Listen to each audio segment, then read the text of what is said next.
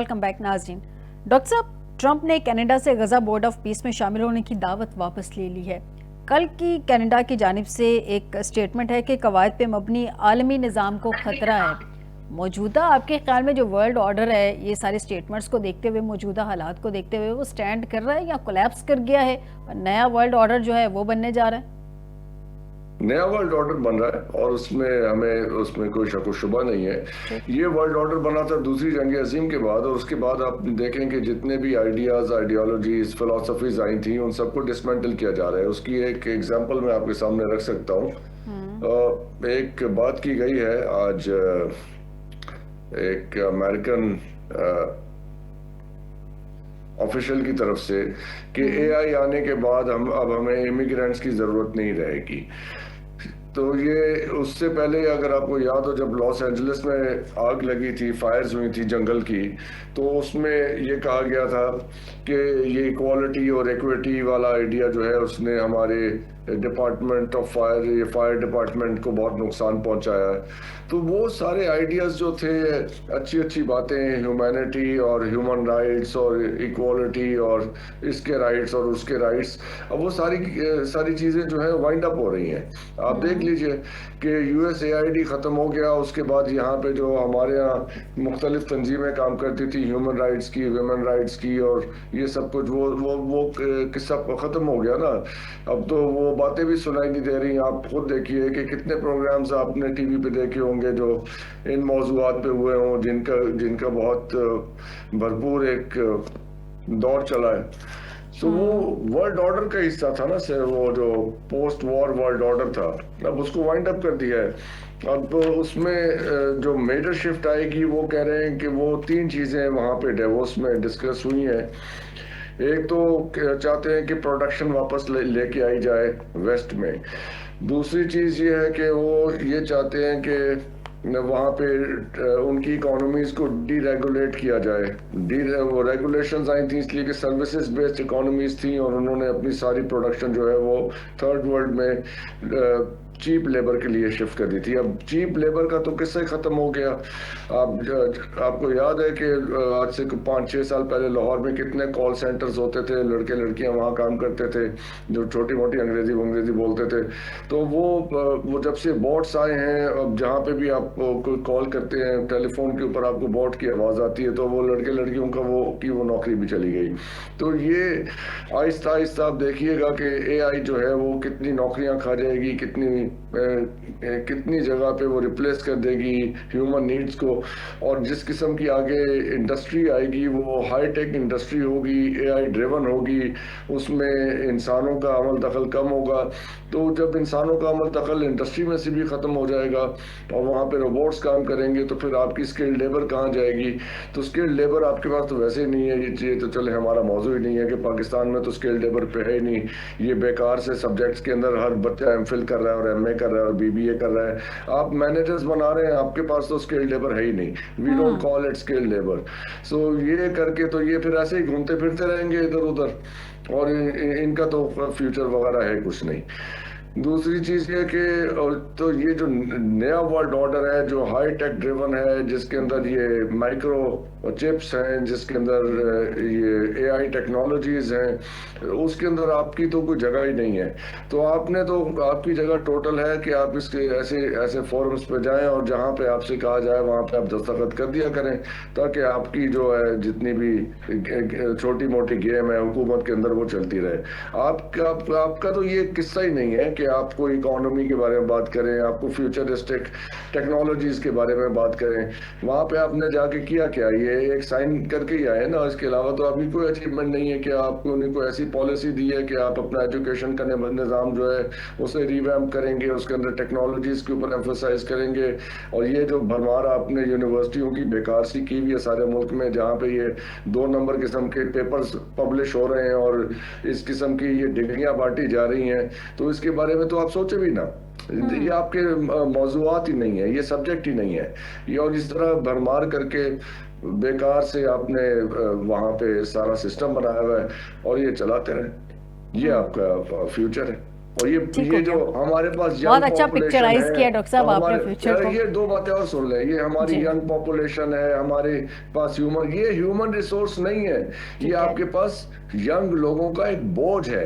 جب یہ 5-6 سال کے بعد یہ سارے آپ کی جو ینگ پاپولیشن ہے یہ نالائق لوگوں میں بدل چکی ہوگی, تو یہ آپ کی اکانومی پہ اور آپ کے ملک پہ یہ بوجھ بن چکے ہوں گے. یہ آپ کا ریسورس نہیں ہے, یہ آنے والے دنوں کے لیے ایک نائٹ میئر ہے. ٹھیک ہے عبدالرحمن, ایران کی کچھ طرف آ جاتے ہیں. ایران کے خلاف مزید کارروائی نہیں ہوگی لیکن جوہری پروگرام بحال ہوا تو کارروائی کریں گے. ٹرمپ نے انتباہ کیا تھا, آپ کو یاد ہوگا 1-2 دن پہلے کہ یہ سٹیٹمنٹ ہے. اچھا, پریزیڈنٹ ٹرمپ کے تحت, ان کی سٹیٹمنٹ کے تحت اگر میں کہوں کہ انہوں نے ماضی میں یہ اناؤنس کیا تھا کہ ہم نے ایران کا جوہری سسٹم مکمل تباہ کر دی ہے. اب وہ یہ کہہ رہے ہیں کہ اگر بحال ہوا تو کارروائی کریں گے. دوسری جانب وہ کہہ رہے ہیں کہ فی الحال کوئی پلان نہیں ہے, لیکن امریکہ نے ایران کی جانب بڑی جو ہے فورس بھی روانہ کر دی ہے. جنگی بحری جہاز ہیں, طیارے شامل ہیں اس میں. کیا دیکھ رہے ہیں یہ جو پریزیڈنٹ ٹرمپ نے واضح کیا ہے کہ جی اس فوجی نقل و حرکت کا مطلب یہ نہیں کہ امریکہ لازمی طور پہ فوجی کارروائی کرے گا. تو اگر امریکہ فوجی کارروائی نہیں کرے گا تو کیا پھر پریشرائز کرنے کے لیے یہ ساری کیا جا رہا ہے ایران کو؟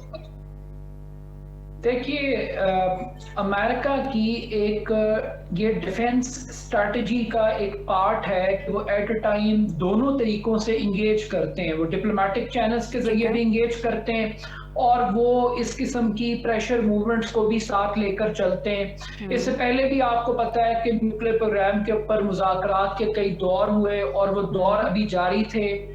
ڈسکشنز چل رہی تھی کہ پھر اچانک امریکہ نے ایران کی نیوکلیر انسٹالیشنز کے اوپر اٹیک کر دیا. جب یہ اٹیک ہوا تو اس وقت بھی بہت سارے سوالات اٹھائے, انٹرنیشنل میڈیا نے اٹھائے, ویسٹرن میڈیا نے اٹھائے, اور آپریشن کی کامیابی پر بہت سارے سوالات کیے گئے. اور اس وقت اس میڈیا کو بھی ٹرمپ کی جانب سے, ایڈمنسٹریشن کی جانب سے تنقید کا نشانہ بنایا گیا کہ آپ ایک کامیاب آپریشن کو ناکام آپریشن ثابت کرنے کی کوشش کر رہے ہیں. مگر امریکنز کو اندر سے یہ بات پتا ہے, یا آپ کہہ لیجئے کہ وہ ایران کی اس رجیم کو ہر قیمت پر ہٹانا چاہتے ہیں. وہ کبھی ایران کے نیوکلیر پروگرام کو بہانہ بناتے ہیں, کبھی وہ اس رجیم کو بہانہ بناتے ہیں, کبھی وہ جو پراکسیز جو ایران جن کو سپورٹ کرتا رہا مشرق وسطیٰ میں اگینسٹ اسرائیل, وہ اس کو جواز بنا کے, اس سپلائی چین کو جواز بنا کر اٹیک کرتا رہا. تو یہ پچھلے 20-25 سال سے ایک سلسلہ ہم دیکھ رہے ہیں کہ ایران کو ٹارگٹ کیا ہوا ہے. ایران کا جو بنیادی قصور ہے وہ اسرائیل کے لیے سب سے بڑا تھریٹ ہے. ایران وہ کلیرٹی والا مسلمان ملک ہے جو گریٹر اسرائیل کے کانسیپٹ کو چیلنج کرتا ہے, جس نے حماس کو سپورٹ کیا, جس نے حزب اللہ کو سپورٹ کیا, جس نے ہر اس ملیشیا اس گروپ کو سپورٹ کیا جو اسرائیل کے اگینسٹ تھی. تو اب وہ چاہتے ہیں کہ یہاں پر ایک ایسی گورنمنٹ آئے جو پرو اسرائیل ہو, اور اس کو ہٹانے کے لیے وہ طاقت کا استعمال کر رہے ہیں. مگر بدقسمتی کی بات یہ ہے کہ جو ایران کے اندر بھی گورننس کے ایشوز ہیں, مہنگائی کے ایشوز ہیں, بے روزگاری, اکانومی, یہ سب کچھ, اور اس میں بھی امریکہ کا ایک بڑا ہاتھ ہے, امریکی پابندیوں کا ہاتھ ہے جس نے ایران کی اکانومی کو ڈیمیج کیا ہے. مگر اس سب کے باوجود حکومت کو ہٹانا, حکومت کو گرانا, حکومت کو بدلنا, یہ جو رجیم چینج آپریشن ہے یہ کسی صورت بھی ایکسیپٹیبل نہیں ہے. اور یہ فرض کر لیجئے کہ اگر ایران کے اندر ایک ایسی حکومت آتی ہے جو پرو اسرائیل ہے تو یہ پاکستان کے بارڈر کے بالکل ساتھ ہے. تو پاکستان ایک مرتبہ پھر ایک نئی سچویشن میں سینڈوچ بن جائے گا کہ ایک طرف انڈیا ہے اور دوسری طرف ایران ہے اور تیسری طرف ہم افغانستان کے ساتھ بھی ہم انگیج ہیں. تو یہ ٹرائیکا بڑی خطرناک ہے. یہ ایرانی عوام کا فیصلہ ہونا چاہیے کہ وہاں پر حکومت کون سی بنے گی. لیکن پرابلم یہ ہے نا کہ پریزیڈنٹ ٹرمپ سمجھتے ہیں کہ یہ فیصلے انہی کے, وینزویلا میں بھی ان کو لگتا تھا کہ وینزویلا ان سے نہیں سنبھل رہا تو انہوں نے وہاں پہ جا کے ان کے پریزیڈنٹ کو اٹھوا لیا. پھر ان کو گرین لینڈ میں لگتا ہے کہ گرین لینڈ سنبھالا نہیں جا رہا نا ان لوگوں سے, مطلب اچھی طریقے سے نہیں سنبھالا جا رہا. امریکہ سنبھال سکتا ہے تو وہ اس کی بھی ڈیمانڈ کر رہے ہیں. اب یہاں پہ بھی ان کو لگتا ہے کہ جو وہاں پہ باہر نکلے ہوئے ہیں وہ بھی دو رائے ہیں کہ مظاہرے ہو رہے تھے یا مظاہرے کروائے جا رہے تھے, وہ بھی لگتا ہے کہ یہاں پہ بھی آ کے وہی معاملات سنبھال سکتے ہیں. تو پریزیڈنٹ ٹرمپ کی سوچ بڑی ڈیفرنٹ سی ہے, انپریڈکٹیبل. میں آپ کی جانب آتی ہوں عبد الرحمن, میں ذرا ڈاکٹر صاحب سے جان لوں. ڈاکٹر صاحب, ایک مذہبی رجیم ہے وہاں پہ اس وقت, جس میں جب میرے وہاں کے صحافیوں سے بات ہوئی, تہران کے صحافیوں سے, جون سے, تو انہوں نے کہا کہ بے شک اپنی گورنمنٹ کے اگینسٹ مظاہرے کیے جا رہے ہیں, اکانومی کو لے کے وہاں پہ کافی سٹریس پایا جا رہا ہے, لیکن اس کے باوجود موجودہ رجیم کے ساتھ 80% ایران کی عوام کھڑی ہے. اب کیا امریکہ ایک طرف تو کہتا ہے کہ وہ کچھ نہیں کر رہا, دوسری جانب وہ اپنی سرگرمیاں بھی تیز کر رہا ہے, کیا یہ ایک مذہبی رجیم کو ہٹا کر ایک سیکولر رجیم لانے میں کامیاب ہو سکے گا امریکہ اگر وہ اس طرح کی کوئی کوشش کرتا ہے؟ دیکھیے, کامیاب ہو سکے گا یا نہیں ہو سکے گا یہ تو جب وہ کارروائی کریں گے تب دیکھیں گے. اب اس میں اسپیکولیٹ کیا کریں, لیکن ایک بات کنفرم ہے ہمیں کہ چاہے وہ مذہبی رجیم ہو, چاہے وہ سیکولر ہو, چاہے وہ کسی اور نوعیت کی ہو, جب تک عوام ساتھ کھڑے ہوئے ہیں تب تک کوئی پرابلم نہیں ہوتی.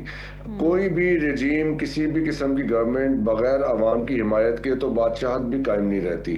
اگر عوام ساتھ کھڑے ہوئے ہیں تبھی تو وہاں پہ کھڑے ہوئے ہیں. اس لیے کہ جتنی تکلیف ایران کے لوگوں نے سہ لی ہے 40 سال کی پابندیوں کے بعد, اگر تو ان کو اپنی رجیم سے کوئی شکایت ہوتی تو وہ خود ہی انہیں ووٹ آؤٹ کر دیتے. ان کے یہاں تو ووٹنگ کا سسٹم بھی ہے. It's not a pure dictatorship. وہاں تو ایک فنکشننگ پارلیمنٹ ہے دوسری, اور ان کی گورنمنٹ الیکٹ ہو کے آتی ہے, ان کو لوگوں کی سپورٹ ملتی ہے. اور ہم نے تو ایران میں کبھی نہیں سنا کہ وہاں ریگڈ الیکشنز ہوئے ہوں. تو ایران کے لوگوں کے لیے وہ رجیم قابل قبول ہے تو یہ ہے نا وہاں پہ بیٹھے ہوئے ہیں. تو یہ تو ممکن نہیں ہے. اگر ان کو ہٹائیں گے یا کسی کی خدا نخواستہ کو ٹارگٹ کلنگ اسیسینیشن کریں گے تو ان کے نمبر 2, نمبر 3, نمبر 4 ہوں گے. حسن نصر اللہ صاحب کے بعد ہم نے دیکھا تھا کہ وہاں پہ امیڈیٹلی ریپلیسمنٹ ہو جاتی ہے. اگر ٹاپ لیڈرشپ جاتی ہے تو ان کے بعد ایک چین آف کمانڈز ہے. لیکن ابھی ڈاکٹر صاحب پرابلم یہ ہے نا کہ جو ان کی چیئر آف کمانڈ تھے یا ان کے جو موجودہ ان کے جو لیڈر ہیں, سپریم لیڈر, ان کا جو جانشین سمجھے جا رہے تھے وہ تو ابراہیم رئیسی صاحب, وہ تو پچھلے سال طیارے حادثے میں 1 سال پہلے وہ تو شہید ہو گئے. لیکن اب کوئی اس کے علاوہ کوئی نظر آ نہیں رہا ہے وہاں پہ. وہ ہمیں نظر نہیں آ رہا, ان کے پاس تو ہوگا نا. اب ضروری نہیں ہے کہ اگر وہ انہوں نے کوئی اپنی چین آف کمانڈ رکھی ہوئی ہے, ان کے پاس تو 10 آگے لوگ آئیڈینٹیفائڈ ہوں گے. سر, جس نے رجیم چینج کروانی ہے اس نے انہی کا آگے ریکمینڈڈ بندہ تو نہیں لے کے آنا, وہ تو پھر اپنا بندہ لے کے آئے گا نا. دیکھیے, رجیم چینج کرا کے فائدہ کیا حاصل کرنا چاہتے ہیں آپ؟ اگر ان کے امریکن تھنک ٹینکس کو سنیں تو رجیم چینج آبجیکٹو نہیں ہے اس سارے کھیل کا. وہ ایران کو سیریا, لیبیا, عراق کی صورت میں فریگمنٹڈ اسٹیٹ بنانا چاہتے ہیں. وہ وہاں انارکی چاہتے ہیں. وہ محض رجیم چینج وہاں کا آبجیکٹو نہیں ہے. اب اس کے لیے وہ کس حد تک جائیں گے یہ ہم کہہ نہیں سکتے, لیکن آبجیکٹو جو ہے, دیکھیں جب جنگ ہوتی ہے یا کوئی آپ ایکشن پلان بناتے ہیں تو اس کا کوئی آبجیکٹو بھی تو ڈیفائن کرتے ہیں نا کہ آپ نے اس سے اچیو کیا کرنا ہے. جنگ جب شروع کرتے ہیں تو یہ بھی فیصلہ کرنا ہوتا ہے کہ ہم کون سا پوائنٹ آئے گا جنگ میں جہاں پہ ہم وکٹری ڈکلیئر کر دیں گے. کوئی انڈیفینٹ پیریڈ کے لیے تو جنگ نہیں ہوگی کہ یہ اچیو کر لیں گے تو وکٹری ڈکلیئر کر دیں گے. تو وہاں پہ وکٹری کب ڈکلیئر کریں گے ایران کے اوپر؟ کیا رجیم چینج ہونے سے وکٹری ڈکلیئر ہو جائے گی؟ کیا رجیم چینج ہونے سے وہاں جو مذہبی ذہن کے لوگ ہیں وہ غیر مذہبی ذہن کے لوگ ہو جائیں گے؟ تو اچیو کیا ہوگا؟ اچیو یہ کرنا چاہتے ہیں, جو ہمیں سمجھ آ رہی ہے کہ ایران کو وہ فریگمنٹ کرنا چاہتے ہیں, بیلکنائز کرنا چاہتے ہیں, اس کے حصے بکھرے کر کے اس کو علیحدہ چھوٹے چھوٹے ٹکڑوں میں تقسیم کرنا چہتے ہیں. پاکستان سے جغرافیائی لحاظ سے 1.5 گنا بڑا ملک ہے ایران. ٹھیک ہو گیا سر, آپ کا پوائنٹ آ گیا. بہت شکریہ ڈاکٹر حسن ظفر صاحب آپ کا. عبد الرحمن, آپ کو مجھے پروگرام میں جوائن کرنے کے لیے. ناظرین, آج کے پروگرام سے دیجیے گا اجازت. بشرط زندگی آپ سے دوبارہ ملاقات ہوگی. اپنا خیال رکھیے گا. اللہ حافظ.